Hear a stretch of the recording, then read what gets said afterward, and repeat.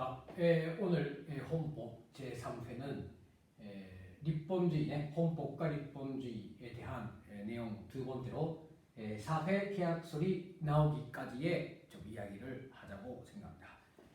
과제에서 사회계약설에 대해서는 특히 홉스, 로크, 루소에 대해서 좀 확인을 해오라 이렇게 좀 제기를 했습니다만 모든 분들이 잘 확인을 해주었습니다. 그러한 내용들을 좀 더 깊이 이해하기 위해서 오늘 좀 근대 국가 형성에 대한 이야기를 하자고 합니다. 그래서 제목을 사회계약설이 나올 때까지라고 했습니다. 근대 국가 형성에 대한 이야기 이렇게 되겠습니다. 근대 국가이기 때문에 키워드는 근대라고 생각합니다. 근대라는 사회가 어떻게 출현하게 되었는가라는 거죠. 상당히 드라마틱한 이야기입니다. 깁니다. 중세가 암흑의 시대 중세가 길게 뻗치면서 인류는 잠잠했는데 갑자기 근대 매화가 나오기 시작하고 근대 사회로 갑니다. 그때 질적 변화는 상당히 좀 매력적입니다. 우리가 지금 배우고 있는 한문의 토대는 기본적으로 근대 시기에 마련된 것이 많다고 봅니다. 그러면 우선 근대 맹가 시 이거 언제 나오는가 하면 휴머니즘이라고 생각합니다. 휴머니즘 인문주의죠. 아마 다 배우셨다고 생각합니다만 휴머니즘을 인문주의, 인도주의 이렇게 부릅니다. 중세의 신학적 세계관을 비판하는 과정에서 발생한 사상입니다. 그런데 휴머니즘이라는 것이 그냥 나오면 신학적 세계관, 신학, 신간 스코라 놈들에게 당하지 않습니까? 왜인가 때문에 하면 그 당시는 하느님이 지배하는, 하느님이라고 말하고 있지만 하느님이 나쁜 것이 아니라 하느님을 이용하는 특권 계층이 지배하는 사회죠. 근데 휴머니즘이라는 것을 인도주의다 이렇게 나가면은 탄압당하고 억압되기 때문에 어떻게 나가는가? 르네상스라는 형태로 나갑니다. 르네상스라는 것은 문학 예술의 형태죠. 문의 부흥 운동이니까. 상당히 멋있었습니다. 문의 부흥의 방법으로 휴머니즘이라는 사상이 재창되기 시작합니다. 자, 르네상스네. 암흑의 증세를 극복하는 사상으로 되었습니다. 14세기부터 1500년대부터 이탈리아에서 먼저 발생이 됩니다. 자, 간단히 말씀드리면 예술의 세계니까 자, 이 그림 보시면 원래 미술이라는 것이 하느님을 그렸죠. 예수를 그리고 엔젤을 그리고 어디에 포천되는가? 하느님의 세상을 그리고 하느님의 세상, 이 신학적인 세상이 영생 불멸하다는 것을 증명하는데 이바지하고 있었죠. 모든 학문들이. 그런데 여기서 하나의 위대한 사람이 나오면 이 사람이 레오나르도 다빈치죠. 다빈치가 누구를 그리는가? 모나리자를 그립니다. 모나리자라는 것은 저는 미술 저희가 기쁜 것은 아닙니다만 사람입니다. 하느님을 그린 것은 아니지 않습니까? 사람을 그리기 시작하죠. 여기에서는 결정적인 전환이 있습니다. 산 사람, 살고 있는 사람을 그린다. 화폭에 담는다. 여기에는 신학적 세계관을 극복하고 인간 중심의 세계를 지향하자는 것이 보인다는 거죠. 문의 부흥의 형태지만. 자, 또 하나 좀 소개를 드린다면 이 사람 조반니 보카치오라고 세계문화 수업에서 배웠는데 보카치오가 썼던 소설이 데카메론이라는 소설입니다. 데카메론 읽은 적이 없다고 생각합니다만 저도 읽은 적이 없다고 할까 잊지 못했습니다. 너무 재미없었습니다만 그런데 재미없다는 것은 뭔가 하면 제가 그런 것을 이해하는 힘이 모자라서라고 생각하는데 그런데 그 조금 열심히 몇 대목만 읽어서 알게 된 것은 데카메론이라는 책은 그저 단순한 연애 소설입니다. 연애네. 슈도인 아십니까? 슈도인이라는 것은 원래 여성들이 중세 시기는 하느님하고만 맺어질 수 있다고 하면서 일제 남성하고 관계를 끊으라고 되어 있었죠. 그래서 슈도인에 들어가면 한생을 아무런 남성하고도 관계를 안 가지고 마친다라는 그것이 또 하늘에 이어지는 길이다 하는 설교이죠. 기독교적 세계관이 아닙니다. 전혀 그런 것을 비판하고 있습니다. 연애는 좋은 것이다. 남녀의 사랑은 뜨거운 것이다. 사실 그런 것이지 않습니까? 그런데 오늘로서는 보통 이야기지만 이 중세부터 근대에 넘어가는 이 시기에 1300년대, 400년대 이 데카메론 소설이 얼마나 사람들을 흥분시켰는가는 아마 상상을 하고도 남음이 있다고 생각합니다. 인간의 발견입니다. 하느님하고 관계를 맺는 것보다 사람하고 관계를 맺는 것이 더 중요하다는 것을 련의 소설을 통해서 ponder했죠. 그 다음 마르틴 루테르, 일본말로 하면 마르틴 루테르라고 부릅니다만 이 사람 종교개혁을 주장합니다. 종교개혁이라는 것은 무엇인가 하면 카톨릭에 대하여서 프로테스탄트가 나옵니다만 카톨릭은 무엇이 문제인가? 매주 일요일이면 어디 가야 합니까? 교회에 가고 또 기도도 드려야 되고 또 돈도 바쳐야 되고 이런 거죠. 그렇게 해서 상당히 그 기독교의 그 일부 아찔한 사람들이 특권주의 사람들이 부패타라 하고 있었죠. 루테르는 말합니다. 오직 성서, 오직 신앙만 있으면 좋다. 신권에 마음속에 하느님이 있다. 그래서 뭐 교회 갈 필요 없다. 성서만 보면 좋다. 세션에 신앙만 하면 좋다. 이렇게 해서 또 사람이 중요하다는 그런 사상이 종교개혁이라는 틀 속에서도 주장되기 시작합니다. 대체 이해가 되십니까? 명바로 인도주의를 제기하며 그 당시 신학적인 정권, 지배적인 사회에서는 탄압될 수 있어도 종교개혁의 형태, 문화 예술, 특히는 문해부흥의 형태로 인간의 중요성이 재창되기 시작하는 것이 근대의 맹아이지 않는가 이렇게 생각을 합니다. 결정적인 것은 저는 데카르트로 보고 있습니다. 르네 데카르트라는 것은 철학자인데 프랑스의 호호 조세트 반복 소설이라는 책을 썼습니다. 한번 이것을 읽어주세요. 저도 학생식 읽기는 읽었는데 그는 무엇이라고 주장했는가? 모든 것을 위심하라입니다. 위대한 문제라고 생각합니다. 모든 것을 위심하라. 우리도 그렇지 않습니까? 은호민이 하면 안 된다고 생각합니다. 제가 가르치는 것도 의심하고 학교에서 가르치는 것도 의심하고 책에 쓰고 있는 것도 의심하고 어른들이 말하는 것도 의심하고 그런 말을 하고 있습니다. 그런데 데카르트는 찾습니다. 모든 것을 의심했지만 무엇을 의심 못했습니까? 의심하고 있는 나 자신은 의심 못한다는 인간理성을 발명합니다. 私はある、私は存在する、私は考えている、ゆえに私はあるんだと。 라틴어로 번역하면 이렇게 됩니다. 이거 유명합니다. 와레 오모 유에니 와레 아리. 이것을 이렇게 말합니다. 고기또 에르고스입니다. 고기또입니다. 와레 오모, 오모때를 지금 생각하고 있는 나 자신은 존재하는 것을 의심하지 못하지 않는가라는 인간理성의 발견. 이거 근대의 출발점이라고 저는 생각을 합니다. 이렇게 해서 근대 매나간에 몇몇 조금 오늘까지 이어지게 된다는 것입니다. 자, 인간理성의 발견, 개인의 발견, 이것이야말로 근대의 맹가라고 생각을 합니다. 이처럼 기존 가치가 붕괴되고 새로운 가치가 확립되게 됩니다. 이것이 시대의 흐름입니다. 코로나 시대는 이런 그런 거 아닙니까? 아마 또 한 번 지금 새로운 시대가 도래하고 있습니다. 저희 느낌으로서는 여러 가지 형태가 달라지고 있습니다. 그런데 인류 역사에서 아마 획기적인 변화가 있었다면 저는 중세로부터 근대라고 생각합니다. 이러한 가치 변화, 진보적인 사상에 의해서 새 시대가 도래되어 있다고 생각합니다. 이러한 사상적인 변화가 그 후 우리가 보게 되는 경제적 토대, 정치제도의 크축 이렇게 이어집니다. 산업혁명 불길.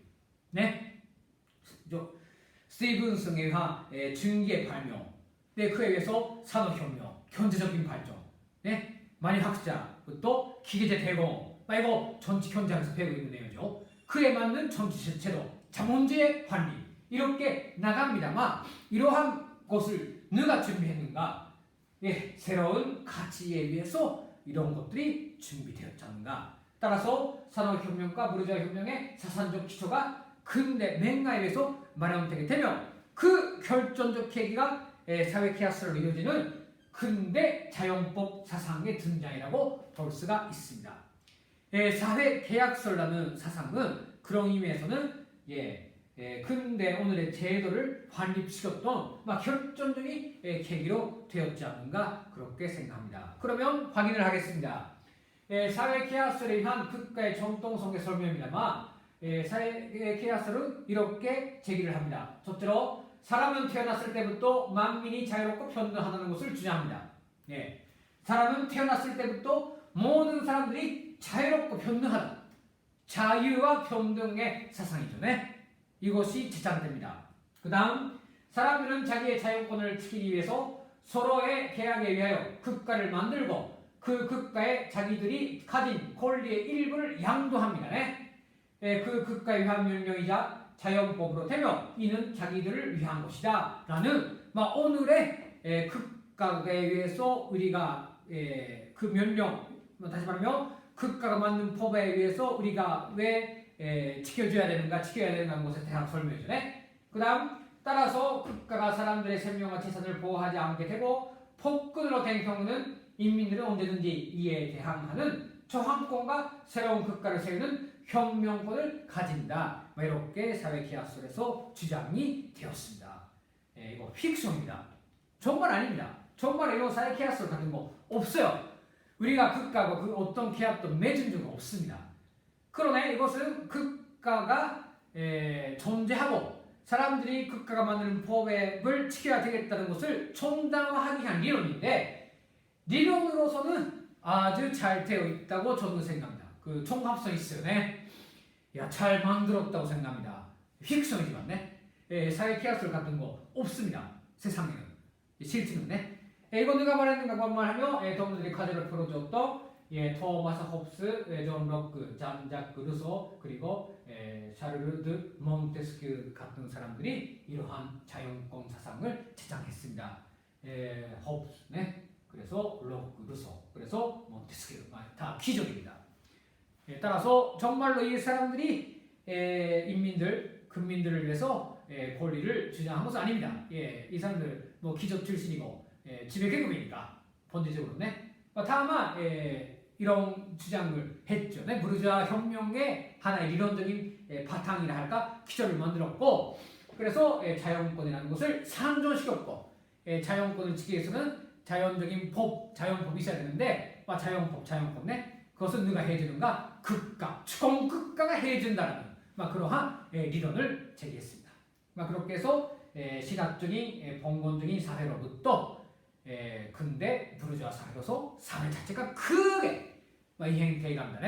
이러한 역사를 인류는 경험을 했다 하는 바탕을 알고 있으면은 아마도 과제를 풀었던 그 내용이 좀 더 머릿속에 잘 들어가지 않는가 그렇게 생각합니다. 화면에다가 호프스, 록크, 루소의 자연권에 대한 주장, 자연법에 대한 주장, 사회계약에 대한 주장에 대해서는 일단 정리를 해놓았습니다. 이거 보면 됩니다. 한번 보시면서 정리를 해주시면 되겠는데 다 같지 않습니다. 시대의 변화에 맞게 제기되는 내용도 달라지고 있어요. 홉스 같으면 태국에 희대하고 있습니다.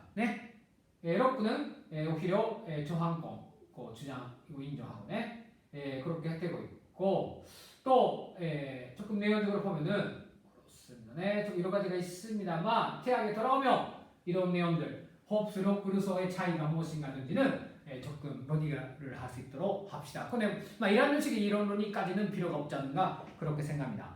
세하의 계약설입니다만 간단히 지금 이야기 같은 것을 총합하며 이 정도만 외우면 됩니다. 자연 상태에서 살고 있었던 사람들이 사회 계약을 맺고 사회 상태를 형성하고 일정한 목적을 위하여 국가를 건설한다는 견해입니다. 다 다양하니까 다양한 권리를 가지고 있는 사람들이 자기 권리라고 해서 자기 권리를 주장하며 홉스가 말한 것처럼 만민을 위한 투쟁 오감이 되어버립니다. 만민은 만민의 승량이 되어버린다. 이 승량의 상태로서는 자기의 권리마저 침해될 수 있다. 따라서 어떻게 하는가? 자기의 권리의 일부를 수령자에게 양도하고 그래서 국가에 의해서 질서를 유지시키자 하는 것이 홉스 생각이고 그 다음에 이거 리바이아상에서 얘기하고 있고 그 다음에 록도 그에 비슷한 견해를 이야기하고 느소에 이르기까지는 법이라는 것은 일반 위사의 형성이기 때문에 절대로 옳고 반드시 틀리지 않으며 법을 리상의 것으로 제기했죠. 네? 뭐 이렇게 해서 호흡스 록그 느소에 의해서 사회계약설이 완성돼가지 않는가 뭐 이렇게 볼 수가 있습니다. 그 내용에 대해서는 도무지 가지로 해왔던 그냥이기 때문에 틀리지 않고 있습니다. 그냥 그것을 이해하면 됩니다만 자기의 그 머리로서는 이해를 할 수 있도록 조금 도움이 되도록 이런 이야기를 했습니다. 자, 근대 자연법과 근대 극가는 그런 의미에서는 픽션입니다. 설명으로서는 위대하다 이렇게 말씀드릴 수가 있습니다. 자기의 권리의 일부를 극가에 함노한다. 그렇게 하면서 여러 사람들의 권리의 바란스 토르도 그렇게 함으로써 서로 간에 다툼이 없어지고 최소한 됩니다만 모든 것은 아니지만 일부를 참음으로써 권리를 행사할 수 있게 된다라는 주장입니다. 재밌죠? 자유라는 것도 마찬가지입니다. 정말 자유롭게 되자면 무원칙한 자유라든지 초공 없는 자유는 오히려 자유가 아니라 부자유가 되죠. 자유롭게 살자면 일정한 부자유를 설정해야 된다는데 신칸센 반드시 아는 것이 있다며 시테이스키를 잡죠. 왜입니까? 시테이스키 잡으면 자기가 자유롭게 앉지 못하지 않습니까? 그건 아닙니다. 자유석에 해버리면 앉지 못할 수 있죠. 따라서 앉고 싶다, 앉겠다는 권리를 획득하기 위해서는 지정석이라는 부자유를 선택해야 합니다. 그렇게 해서 앉겠다는 자유를 얻습니다. 학습과 조직 생활이라는 일정한 부자유를 설정해 놓은 거네. 힘들지만 그렇게 해서 자기를 존재시켰을 때에 참자 자유로운 세상에서 자유롭게 살 수 있죠. 이렇게 돼 있습니다. 지금 무원칙하게 자유롭게 해버리면 미래는 부자유밖에 없습니다. 안 그렇습니까? 따라서 학습과 조직 생활이라는 존재 속에 사람을 넣고 단련시켜서 정말 의미에서 자유를 얻는다라는 그런 발상입니다. 사회 케아스도 마찬가지로 어느 정도 사회에서 약속을 만들어 놓고 사람들을 극가라는 부자유한 상태 속에 넣어놓음으로써 자유를 행사할 수 있게 된다 하는 이야기가 바로 사회 케아스의 진수라고 생각합니다. 마지막에 매듭으로 마스주의 극가로는 그러한 사회 케아스를 총명 부정하고 계급 지배의 도구로서의 극가를 설정하고 극가론에 대해서는 지배 계급설에 기초한 주장을 펴고 있습니다. 그래서 좀 시간이 없습니다만 극가에 대해서 마스는 사회 경제 발전의 일정한 단계에서 나타나는 사회 자체의 산물이며 계급적 모순의 불상용성의 모순이며 그 본질에 있어서는 경제적으로 지배하는 계급의 전체적 조직이며 한 계급이 다른 계급을 억압하기 위한 폭력기구다 이렇게 말하고 있습니다. 계약은 안 하고 있다도 국가와 시하이타이크는暴力の 기고다 이렇게 이야기하고 있습니다. 이쪽이 옳지요. 실제는 따라서 막스, 레닌, 대표자인 엥겔스는 이렇게 말하고 있습니다. 잊지 않겠습니다만 엥겔스가 말하고 싶은 것은 극가라는 것이 적대 계급의 그 불상용적인 모순의 결과 극가가 생겼다는 지배 계급이 비지배 계급을 오늘을 위한 수단이 극가다 이렇게 설명을 하고 있습니다. 또 엥겔스도 이렇게 얘기하고 있죠. 후에 조금 천천히 화면을 멈추고 읽고 싶은 동안 읽어주면 좋다고 이렇게 좀 말하고 있습니다. 또한 극가는 그 본질에서 지배 계급의 토제다라는 이야기도 하고 있습니다. 이거 레인이 극가 혁명에서 또 이야기를 하고 있습니다. 이것도 좀 읽어주시죠. 따라서 프롤레타리아 토제 이렇게 제기를 하고 있습니다만 사회 계약설과 같은 픽션보다는 막스주의 극가론에서 말하고 있는 극가 쪽이 그럴 듯합니다만 마스주의 극가론은 무엇이 문제가 되면 하며 그러면 지배 계급이 없어지면 극가 필요 없지라고 됩니다. 저는 그렇게는 생각합니다. 만일 지배 계급이 없어지고 지배하는 사람, 지배받는 사람이 없어졌다 하더라도 어떻습니까? 사람이 사회생활을 하는 것이기 때문에 어느 정도 사회를 유지하고 또 사람들의 내 위기를 조절하는 국가는 남아야 되는 거 아닙니까? 네. 라고 됩니다. 따라서 사회 계약서 자체는 픽션이지만 거기에서 조금 힌트가 많지 않는가 그렇게 생각을 했습니다. 자, 뭐 이런 것을 조금 이해를 하시면서 다음 시간에 근대 헌법의 특징에 대해서 반하겠습니다. 교주급 헌법에 들어갑니다만 오늘 수업을 통해서 근대 헌법이 발생되기 전까지는 인류의 기나긴 역사가 있다는 거. 그래서 조금 다음 시간에 접하게 됩니다만 헌법에도 명기되어 있는데 인류의 단연간에 걸치는 수백 년에 걸치는 인간의理想, 그리고 인간을 위한 투쟁의 결과 오늘의 근대 헌법이 생겼고 근대 헌법의 가치가 거기에 좀 깃들어 있다는 거, 이런 것들을 조금 느껴주시면 좋겠다고 그렇게 생각합니다. 그러면 다음 시간에 근대 헌법의 특징에 대해서 보겠습니다.